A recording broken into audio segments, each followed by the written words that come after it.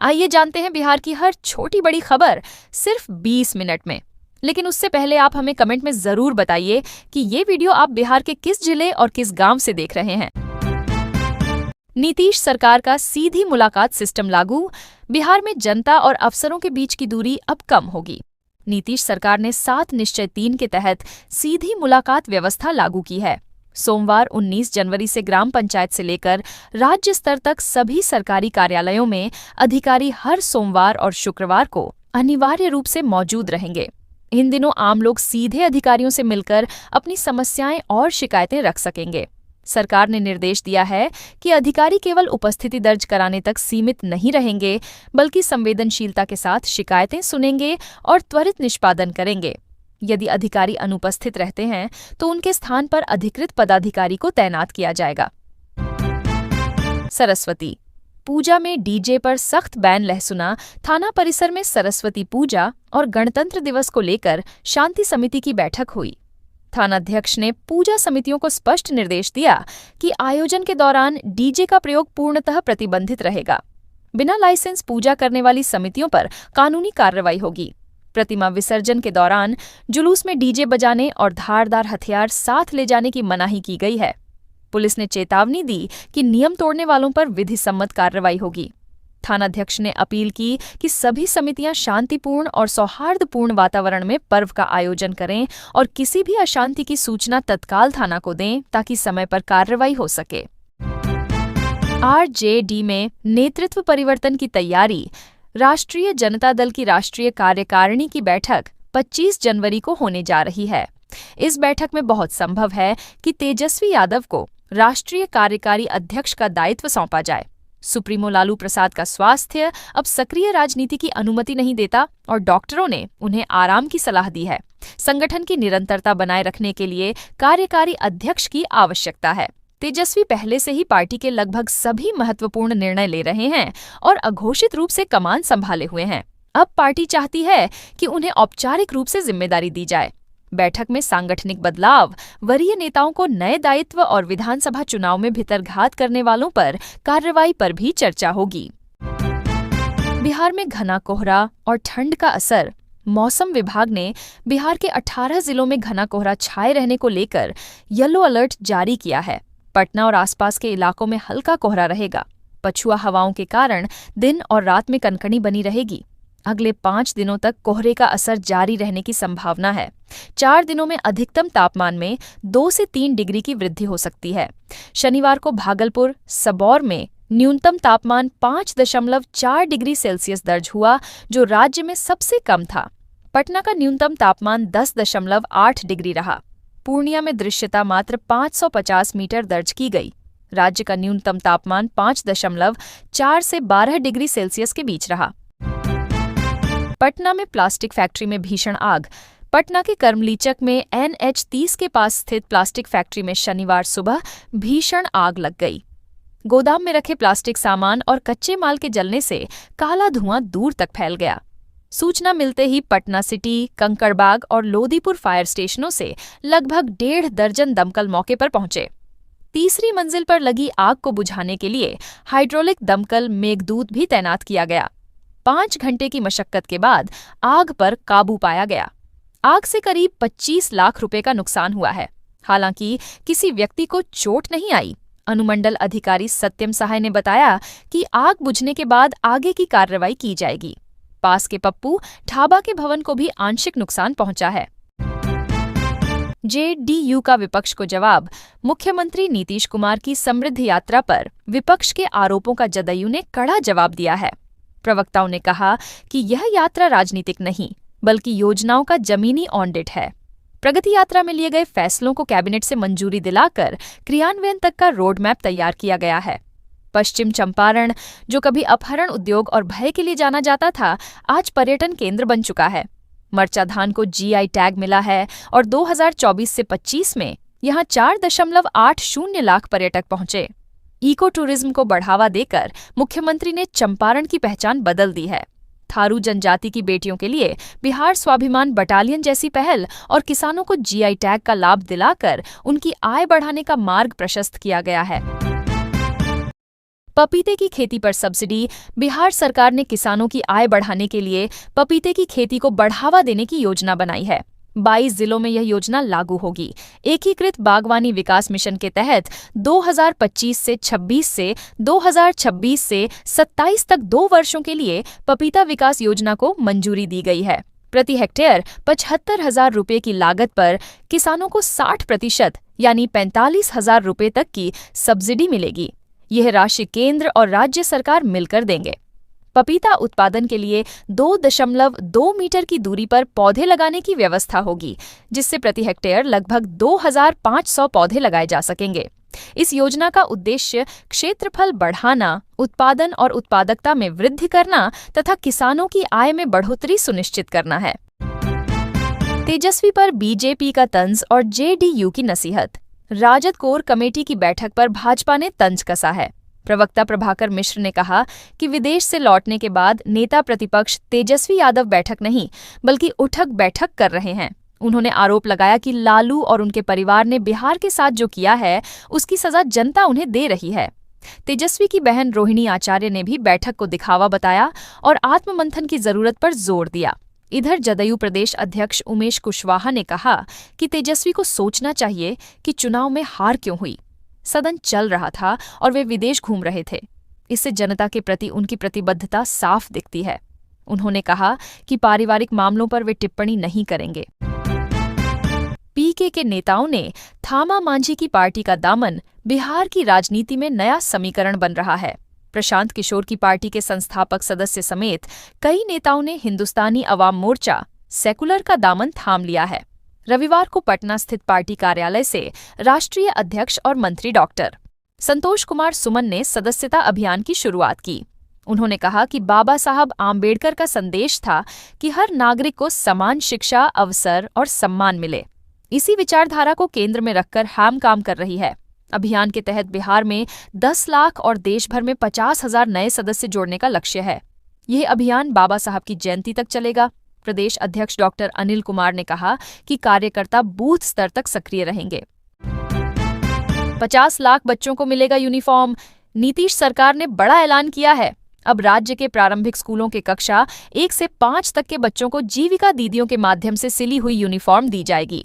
ग्रामीण विकास मंत्री श्रवण कुमार ने कहा कि आंगनवाड़ी केंद्रों के बच्चों को पहले ही पोशाक दी जा रही है, उसी तर्ज पर स्कूलों में भी यह व्यवस्था होगी।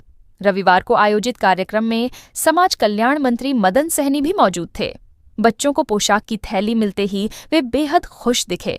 मंत्री ने बताया कि हाल ही में स्वरोजगार प्रोत्साहन योजना के तहत जीविका समूह की 1,54,00,000 दीदियों को 10-10 हजार रुपये दिए गए थे।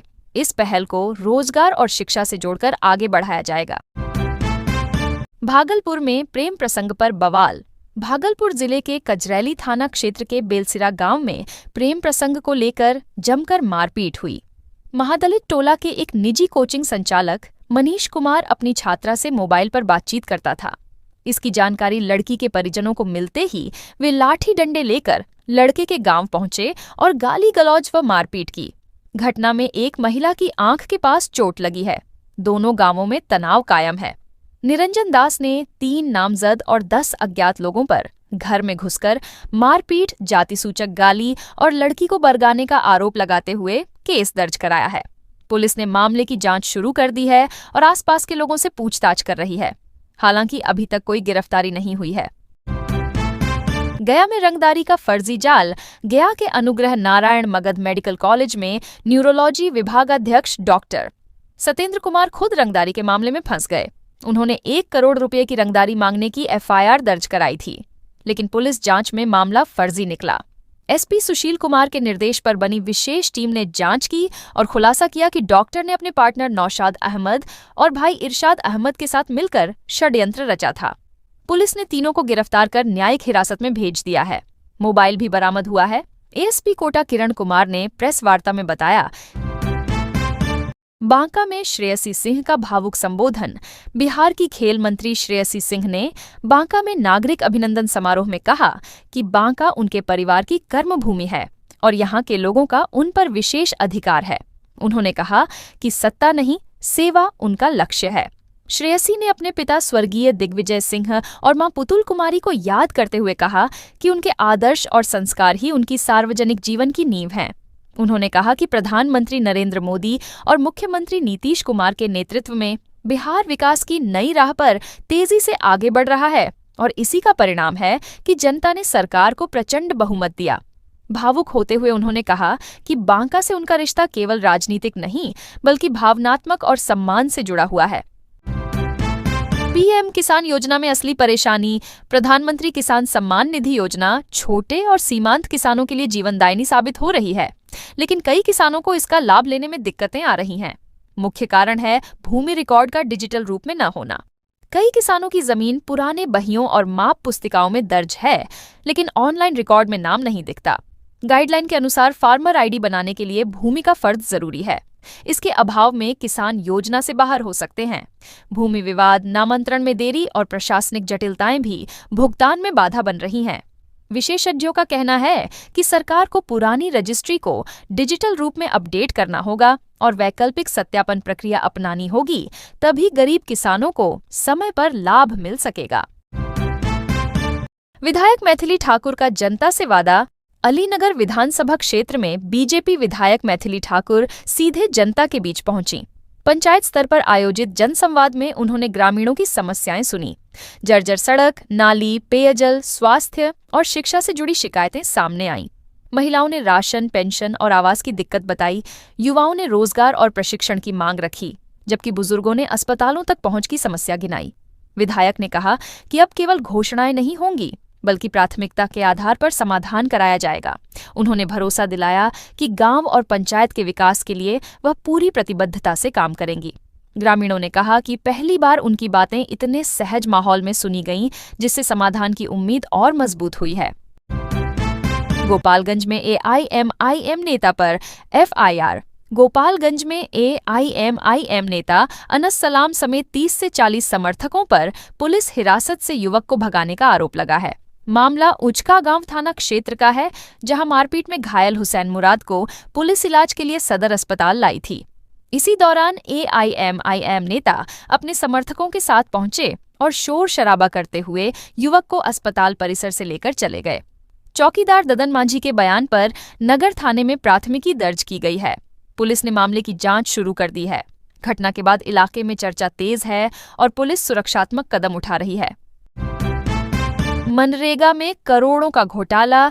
जमुई जिले के अलीगंज प्रखंड में मनरेगा योजनाओं में करोड़ों की बंदरबांट का खुलासा हुआ है। आरटीआई से मिली जानकारी के अनुसार 2022 से 23 और 2023 से 24 में कराए गए 37 तालाब और 10 बांध निर्माण कार्यों में गड़बड़ी सामने आई है। जांच में पाया गया कि कई कार्यस्थलों पर काम नहीं हुआ, लेकिन कागजों पर पूर्ण दिखाकर राशि गबन की गई। मनरेगा पदाधिकारी, कर्मी और जनप्रतिनिधियों की मिलीभगत से सरकारी धन का दुरुपयोग हुआ। डीपीओ नीरज कुमार की जांच रिपोर्ट में कार्य संतोषजनक नहीं पाए गए। पीओ राकेश कुमार ने भी निरीक्षण कर पुष्टि की। मामला पीएम मोदी और सीएम नीतीश तक शिकायत के रूप में पहुंचाया गया है। जांच रिपोर्ट जिला के वरीय अधिकारियों को भेजी जाएगी। किशनगंज में अमृत भारत ट्रेन को हरी झंडी।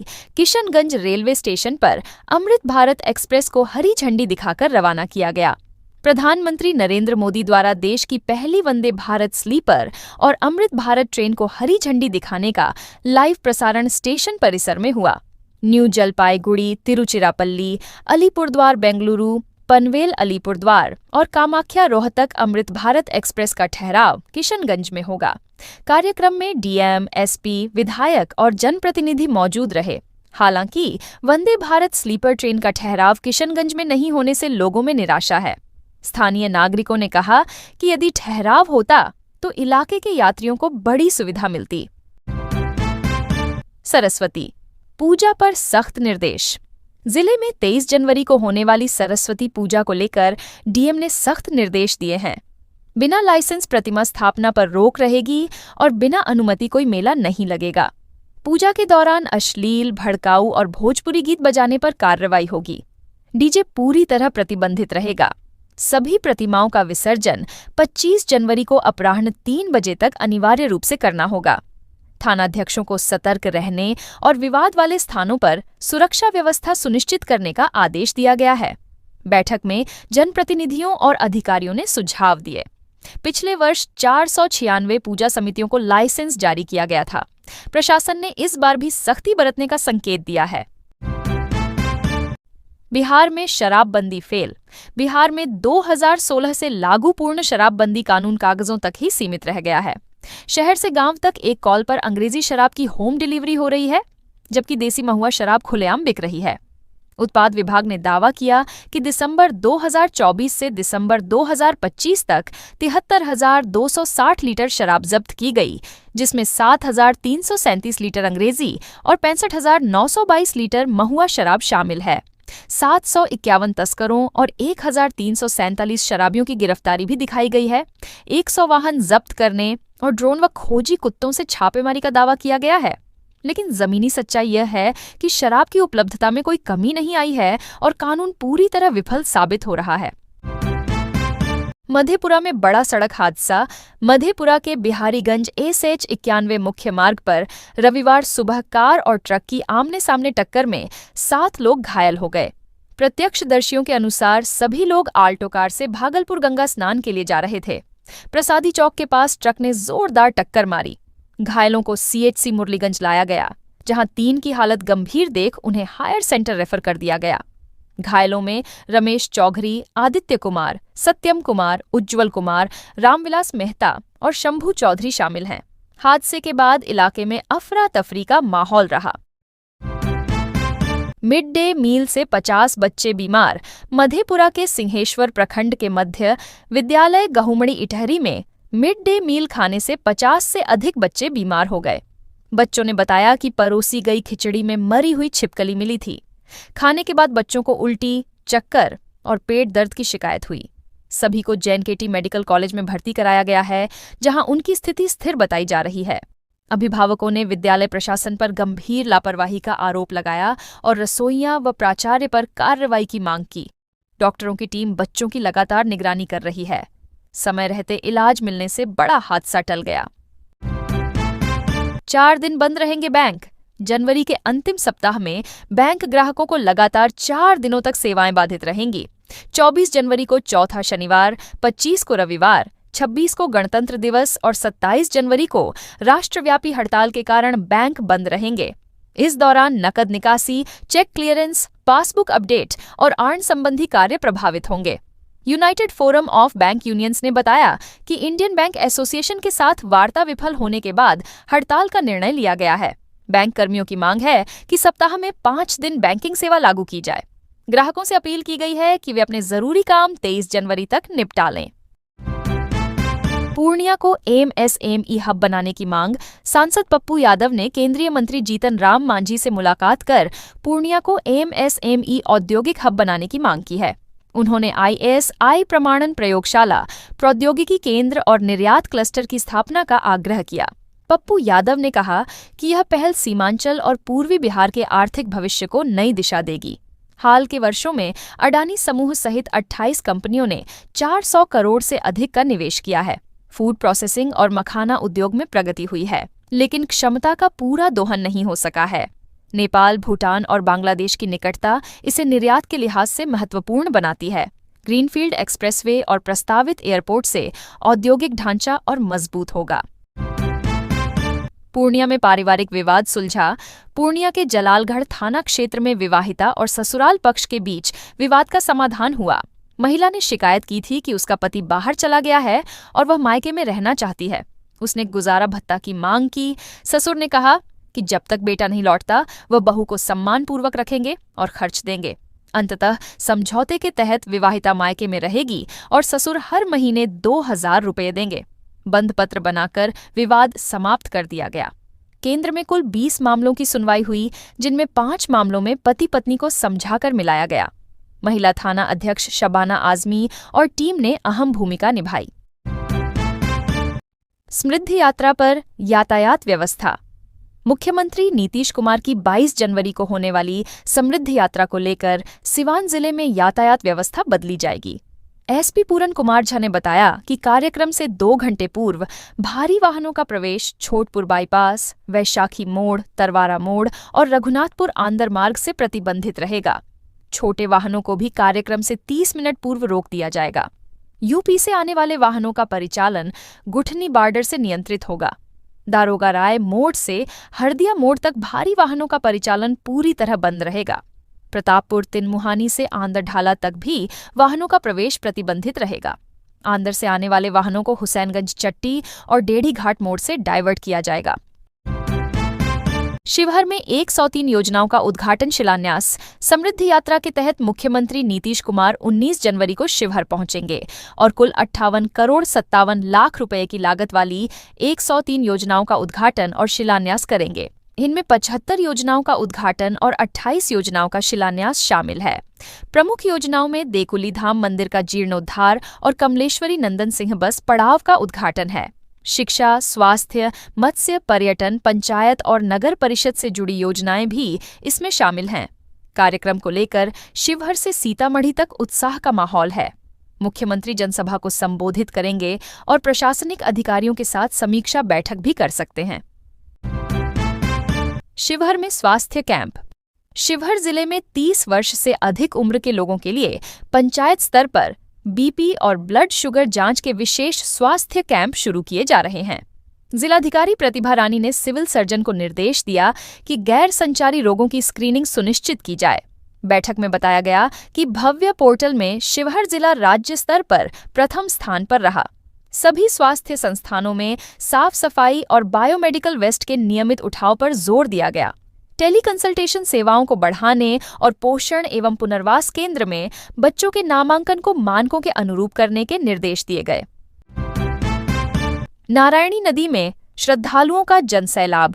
माघ मौनी अमावस्या पर नारायणी नदी में रविवार सुबह से श्रद्धालुओं का जनसैलाब उमड़ा।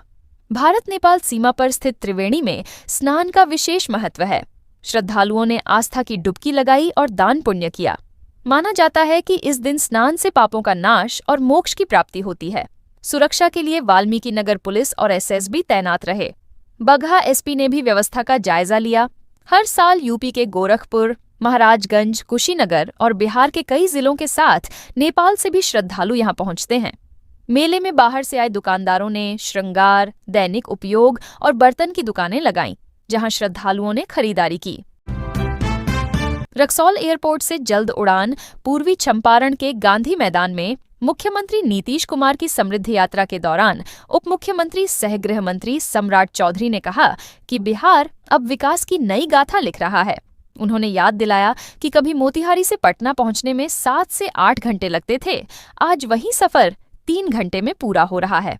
रक्सौल एयरपोर्ट का काम तेजी से चल रहा है और अगले महीने टेंडर प्रक्रिया शुरू होगी। इसी जिले से हवाई यात्रा की शुरुआत होगी। सम्राट चौधरी ने बताया कि आज 1 करोड़ 90 लाख उपभोक्ताओं को 125 यूनिट तक मुफ्त बिजली मिल रही है। पिछले 5 वर्षों में 50 लाख लोगों को सरकारी नौकरी मिली है और इस कार्यकाल में 1 करोड़ युवाओं को रोजगार देने का लक्ष्य है। उन्होंने कहा कि बिहार में डिफेंस कॉरिडोर बनाने की भी कोशिश होगी।